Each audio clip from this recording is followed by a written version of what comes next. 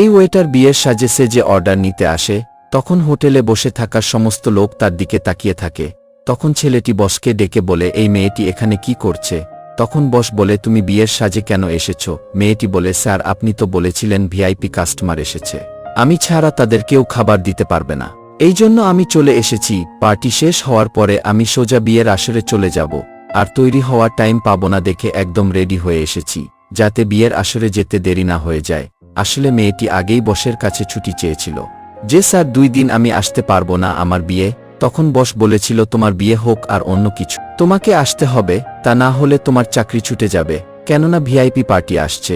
এরপরে যা হলো তা দেখলে আপনাদের চোখ কপালে উঠে যাবে। কিন্তু তা দেখার আগে ভিডিওটি লাইক করে দাও, চ্যানেলটি সাবস্ক্রাইব করে দাও, আর এই ইমোজিটি সেন্ড করে ভিডিওটি কেমন লাগলো কমেন্ট বক্সে লিখে যাও।